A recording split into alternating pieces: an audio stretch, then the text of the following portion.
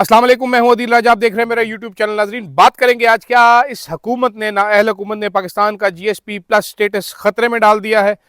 क्या होने जा रहा है, आगे रिव्यू। साथ साथ बात करेंगे रिचर्ड ग्रैनल की, जिनकी ट्वीट्स की धूम अमेरिका में भी सुनाई दे रही है। वॉइस ऑफ अमेरिका ने एक स्टोरी की है इसके ऊपर, बहुत इंटरेस्टिंग स्टोरी है। क्या कहते हैं वॉइस ऑफ अमेरिका वाले, क्या नतीजा निकलता है, वो बात करेंगे। साथ साथ बात करेंगे तहरीक इंसाफ ने क्या गलती की है मुज़ाकराती टीम बनाते वक्त, और क्या बहुत लेट हो चुका है ये गलती सुधारने के लिए, और क्या करना चाहिए तहरीक इंसाफ को फौरी तौर पे। और इसके साथ साथ बात करेंगे क्या हुकूमत इमरान खान को बनिकाला शिफ्ट करने के लिए तैयार है। ये मैं पहले भी आपको खबर दे चुका हूं, दोबारा आपको बताऊंगा कि क्या होने जा रहा है। लेकिन सबसे पहले ईयू ने कल एक स्टेटमेंट जारी की है। उन्होंने कंसर्न के साथ 25 लोगों को जो मिलिट्री कोर्ट ने सेंटेंस दिया है उसके ऊपर कंसर्न शो किया है, तशवीश का इजहार किया है। उन्होंने कहा है भाईजान, ये वर्डिक्स जो है ये इनकंसिस्टेंट हैं उन ऑब्लिगेशन से जो पाकिस्तान ने अंडरटेक किए हैं जब उनको जीएसपी प्लस का स्टेटस मिला गया था।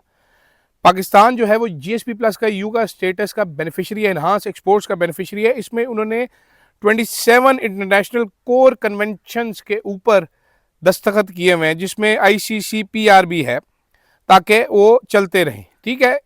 In line with Article 14 of ICCPR, every person is entitled to a fair and public trial in a court that is independent, impartial, and competent and has the right to adequate and effective legal representation। यानी कि उनके मुताबिक, तफ्तीश का जब इजहार करें, उनके मुताबिक ना तो मिलिट्री कोर्ट में फेयर ट्रायल होता है, ना पब्लिक ट्रायल होता है, ना ये इंडिपेंडेंट है, ना ये इम्पार्शल है, और ना इसमें adequate and effective legal representation मिलती है। यानी कि वकला जो है वो अच्छे नहीं मिलते मुल्जिमान को मिलिट्री कोर्ट। इसमें यह भी लिखा हुआ है, जिसमें पाकिस्तान ने साइन किया हुआ है कि it also stipulates that any judgment rendered in a criminal case shall be made public. यानी कि ईयू को भी ये मालूम है कि मिलिट्री कोर्ट्स की जो जजमेंट दी गई हैं खिलाफ कानून है, खिलाफ आइन है, इलीगल है। साथ साथ इनकी जजमेंट भी पब्लिक नहीं की जाती। तो ईयू ने यह भी लिखा है कि भाईजान, हमारा जो कन्वेंशन है जिस पे पाकिस्तान ने दस्तखत किए हैं उसकी जजमेंट आपको पब्लिक करनी होती है उसमें। तो थोड़ा सा मसला तो है ये पाकिस्तानियों के लिए, गवर्नमेंट ऑफ पाकिस्तान के लिए, क्योंकि इफेक्टिवली आपका रिव्यू अगले साल आ रहा है जीएसपी प्लस स्टेटस का, और पाकिस्तान की एक्सपोर्ट जो पहले ही मुश्किलात का शिकार रहती है मजीद मुश्किलात का शिकार हो जाएंगी if something is not done to correct this mistake. साथ साथ नाज़रीन, जरा छोटी सी बात करें रिचर्ड ग्रैनल की। रिचर्ड ग्रैनल साहब के ट्वीट जो हैं उन्होंने हल्ला तो मचाया हुआ है। एक कोई पटवारी साहिबा हैं, यूके में पढ़ती हैं, पीएचडी डॉक्टर भी हैं, वो आजकल इंस्टाग्राम पर रिचर्ड ग्रैनल को मैसेज करिए कि भाईजान बताओ आपका ये अकाउंट असली है कि नहीं असली। ट्रंप की अगर आप टाइमलाइन पे जाकर देखें, रिचर्ड ग्रैनल को सर्च मारे तो ट्रंप इसी अकाउंट को कई बार टैग कर चुके हैं। यानी कि ये बिल्कुल भी जाली अकाउंट नहीं है, असली अकाउंट है। लेकिन क्या करें, आजकल तो खैर नून लीग वाले खुश हैं कि नवाज शरीफ की सालगिरह के लिए जो हमने पार्टी रखी थी लंदन में, जिस पे ख्वाजा आसिफ साहब शिरकत के लिए गए थे, वो बड़ी सख्त कामयाब हुई है। ख्वाजा आसिफ साहब की भी आप वैल्यू देख लीजिए नाजरीन। ट्विटर पे चंद लोग हैं, एक्स पे चंद लोग हैं जो शदीद गालियां निकालते हैं, हर वक्त हर किसी को माँ बहन की गालियां निकाल रहे होते हैं। ख्वाजा आसिफ साहब ऐसे ही एक बदजुबान शख्स के साथ कल बैठे, बड़ा लंबा चौड़ा उनको इंटरव्यू दे रहे थे। तहरीक इंसाफ तो शुरू से कहते आई है कि भाईजान ट्रोल्स को हम ओन नहीं करते, हमारी पॉलिसी नहीं है। लेकिन नून लीग तो ऐसा नजर आता है एज अ पॉलिसी, जो लोग गाली निकालते हैं, गालम गलोच करती है, उनको ओन कर रही है, उनको गले लगा रही है। आई एम नॉट सरप्राइज, क्योंकि नून लीग का जिसको भी जो भी गालियां देता हो आपको शख्स नजर आए, मरियम नवाज उसको जरूर फॉलो कर रही होती, कोई ना कोई नून लीग का ऑफिशियल उसको जरूर फॉलो कर रहा होता है। तो गालियां देना यूं लगता है कि नून लीग की ऑफिशियल पॉलिसी का भी हिस्सा है, साफ़ी हो चाहे तहरीक इंसाफ के लोगों कोई भी हो। साथ साथ नाजरीन, आज कमेटी की मीटिंग हो रही है, शाम तक हमें नतीजा उसके मिलना शुरू हो जाएंगे। क्या बातें हुई हैं वो आपको अपडेट कर देंगे। लेकिन फिलहाल तहरीक इंसाफ से कोलोसल मिस्टेक, एक गलती हुई, बड़ी गलती हुई है। तहरीक इंसाफ ने ना जमात इस्लामी को अपनी साइड से कमेटी में शामिल किया, ना महमूद खान अचकजई साहब को शामिल किया, ना मौलाना फजलुर रहमान को या उनकी पार्टी से दावत दी। दूसरी जानिब हुकूमत को देखे उन्होंने काफ लीग भी डाली है, एमक्यूएम भी डाली है, बाप पार्टी भी डाली है, पीपल्स पार्टी भी डाली है, अपने तमाम इत्तेहादी उसमें शामिल किए हैं। तहरीक इंसाफ ने एक बार फिर सोलो फ्लाइट पकड़ी है। बेहतर यह होता कि तहरीक इंसाफ इसमें अपने इत्तेहादियों को शामिल कर लेती, ताकि ग्रैंड अपोजिशन का तासुर मिलता अगर बनी नहीं है, और साथ साथ वो ज़रा दूसरी जमातों का इनपुट भी आता, तो तहरीक इंसाफ के पास बारगेनिंग मार्जिन ज़रा ज़्यादा रहता। लेकिन हमेशा की तरह तहरीक इंसाफ ने एक बोंगी तो मार दी है। अब देखते हैं इस बोंगी का क्या बनता है, अभी वक्त है। खैर, तहरीक इंसाफ आज एक्सपेंड कर सकती है अपनी जो मुज़ाकराती कमेटी है। आज टीओआर तय होंगे, इनिशियल टीओआर से ही अंदाज़ा हो जाएगा कि ये कमेटी किस जानिब जा रही है। दूसरी तरफ नाज़रीन इंटरेस्टिंग खबर ये है कि आपकी जो हुकूमत है वो चाहती है कि इमरान खान साहब को, जो असली हुकूमत है वो चाहती है कि इमरान खान साहब को अब बनिकाला शिफ्ट कर दिया जाए। ये नज़र आना शुरू हो गया है कि रिचर्ड ग्रैनल के ट्वीट्स को हवा में नहीं लिया जा सकता। It is slowly and steadily turning into a campaign, एक ऐसी कैंपेन जो कि पाकिस्तान के ताकतवर हल्के बर्दाश्त नहीं कर पाएंगे। शायद इसलिए वो चाह रहे हैं कि ट्रंप के आने से पहले कुछ मामलात में बेहतरी आ जाए। मैंने कल भी आपको बताया था कि ख्वाजा आसिफ साहब ने टॉर्पीडो करने की कोशिश की, ड्रोन स्ट्राइक करने की कोशिश की इन मुज़ाकरात पे, लंदन से बैठ के एक फजूल सी प्रेस कॉन्फ्रेंस की। यही कोशिश आपकी अता तारड़ साहब ने भी की।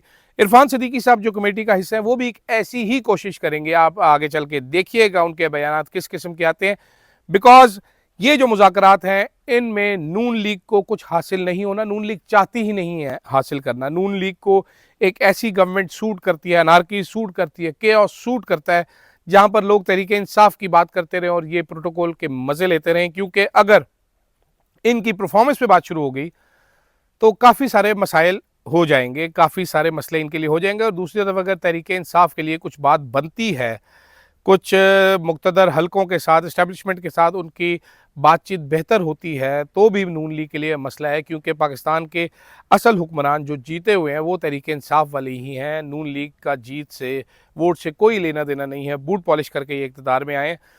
तो फिलहाल हमारे पास इतलात ये हैं कि जो इस्टेब्लिशमेंट है वो चाहती है कि बातचीत शुरू हो, लेकिन प्रॉब्लम आ रही है। प्रॉब्लम ये है कि इमरान खान मानता नहीं है।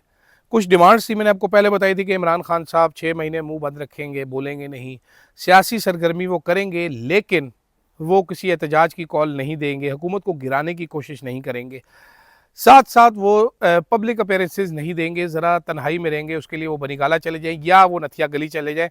इस किस्म की ऑफ़र्स इमरान खान को की गई थी। इमरान खान साहब ने, और ये बड़ी कन्फर्म मैं आपको बता रहा हूँ, इस किस्म की ऑफ़र्स की गई थी, लेकिन इमरान खान ने इनकार किया था।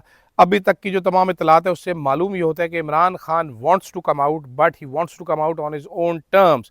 और इसीलिए आप देख रहे हैं कि वो अपना प्रेशर सोशल मीडिया का हटाने के लिए तैयार नहीं। हालांकि उनको मशवरा दिया गया बहुत सारे लोगों की जानिब से कि सर ये जो आपकी ट्वीटें हैं ये हमारे लिए मसला क्रिएट कर रही हैं, आपकी जो ट्विटर अकाउंट है ये मसला क्रिएट कर रही हैं। फवाद चौधरी साहब ने मशवरा दिया कि पाकिस्तान ले आए जी, पाकिस्तान से ऑपरेट करें, लेकिन इमरान खान ने कहा मैं जब पाकिस्तान लेके आऊँगा इसको तो फिर जो बंदा चला रहा होगा उसको उठा लिया जाएगा, जो कि सच है। फिस्तायत का इस टाइम पे कोई स्टॉप नहीं है। आप देखें मलिक इदरीस साहब कल शहीद हो गए। जो अनीस शहजाद सत्ती साहब है उनके भाई को, उनके कज़न को उठाया हुआ है। क्यों? क्योंकि उन्होंने पोस्टमार्टम की रिपोर्ट मांगी थी हॉस्पिटल से। कहीं साबित ना हो जाए, कहीं सरकारी कागज़ पे लिखा हुआ ना आ जाए कि गोली चली है। ये छुपाने के लिए हुकूमत, नाजरीन, वो कहते हैं ना कि जज्बाती होके या गुस्से में आके या जल्दबाजी में या अपनी ताकत दिखाने के लिए गोली तो चला बैठी है। अब ये तमाम हथकंडे इस्तेमाल किए जा रहे हैं कि किसी तरीके से ये बात रिकॉर्ड पे आने से रोकी जाए। हालांकि साबित हो चुका है, हॉस्पिटल्स का रिकॉर्ड अगर सामने आएगा, TORs बनेंगे तो उसमें पता चल जाएगा। आज वो केस भी था इस्लामाबाद हाई कोर्ट में, गौहर साहब उसमें लेट हो गए, थोड़ी देर बाद उसकी समाअत होगी। अब शाम तक पता चलेगा कि उसमें क्या निकलता है। जज साहब आज़म खान साहब हैं शायद जज, उनको किसी किस्म की कोई जल्दी नहीं है, उनको कोई हरी नहीं है इस केस का बताने के लिए, फ़ैसला करने के लिए। और राइटली सो, बिकॉज ये वो जज हैं जिनके बारे में सभी जान चुके हैं। दूसरी तरफ एहतसाब अदालत के जो जज हैं, नाजरीन, सरप्राइजिंगली जो कह रहे थे हम और जो बहुत सारे एस्टेब्लिशमेंट के टाउट बता रहे थे, हमने एको की थी वो बात, वो सच साबित हुई है। फैसला डिले कर दिया गया। एक और चीज़ अब इसमें सामने आ रही है, वो ये कहा जा रहा है कि इस्लामाबाद हाई कोर्ट के जजेस काबू नहीं आ रहे। मैंने पहले भी ये बोला था, ज़मानत वहाँ से हो जाती है तो अपनी मर्ज़ी के जजेस, जैसे शाहरुख अर्जुमंद है, जैसे जस्टिस दिलावर है, इस तरह के जज लगाने हैं वहाँ पर। एक और वकील साहब है जो टीवी पे बड़े आते हैं, एस्टेब्लिशमेंट की तर्जुमानी करते हैं, उनका भी नाम ज़ेरे गर्दिश है कि भाईजान किसी तरह लगाया जाए जजेस को। हमारे जो वेले तरीन चीफ जस्टिस हैं याया अफरीदी साहब, जो इधर उधर घूम फिर रहे हैं मुल्क में, सियासी मुलाकातें कर रहे हैं और घुड़सवारी करते फिरते हैं, क्योंकि उनका फेवरेट काम है घुड़सवारी, उनको भी शायद समझ आ चुकी है कि किस तरह उनसे सारे इख्तियारात लेके उनको डमी बना दिया गया। लेकिन वो चिल कर रहे हैं, उनको सिर्फ यही काफ़ी है कि भाईजान मैं चीफ जस्टिस हूँ, बड़ा घर मेरे पास है, गाड़ी बड़ी मेरे पास है, और रिटायरमेंट के बाद पेंशन भी मेरी बड़ी होगी। शायद वो इसी चीज़ पर खुश है, वरना औकात उनकी डिस्ट्रिक्ट एंड सेशन जज जितनी रह गई है। इसका अंदाज़ा आप इस बात से लगा लीजिए नाजरीन कि एक बड़ी खबर सुप्रीम कोर्ट के कोर्ट रूम नंबर 1 वो कोर्ट रूम होता है जहां पर चीफ जस्टिस बैठता है। एक खबर नहीं आई, not a single news item. सिर्फ खबरें लगवाई जाती हैं, चीफ जस्टिस ने आज बक्कर का दौरा किया, आज सिंध का दौरा किया, आज केपी का दौरा किया, आज इधर का दौरा किया। चीफ जस्टिस का क्या काम है ये दौरे करने का? आप कोई सियासी आदमी नहीं है, आपका काम अदालत में टिक कर बैठना और इंसाफ देना है। कोर्ट बंद करके ताले लगा के आप पूरे मुल्क के सरकारी खर्चे पे दौरे करते फिर रहे हैं। Not your job man, again not your job. Focus on your job, do your job. फिलहाल के लिए नाजरीन इतना ही, मजीद अपडेट्स आपको बाद में देते हैं। इजाजत दीजिएगा और फीडबैक जरूर दीजिएगा। कमेंट्स आपके कम हो गए आजकल, क्या चक्कर है भाई? फीडबैक जरूर दीजिएगा। अल्लाह हाफिज।